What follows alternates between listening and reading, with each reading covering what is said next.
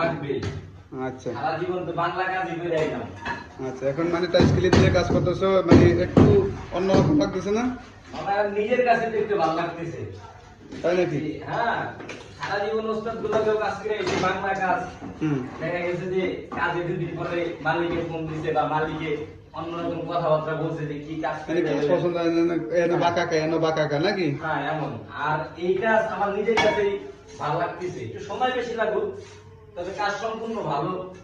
এই কাজগুলো তো ভালো আসে নাকি? হ্যাঁ, কাজগুলো 100-তে 100%, 99 না, 100-তে 100% কাজ ভালো আছে। মানে জয়েন্ট গুলো একদম মাটাম গুলো বরাবর সোজা থাকে না? এই যে দেখেন এখান থেকে এই যে জয়েন্টটা একদম ক্লিয়ার।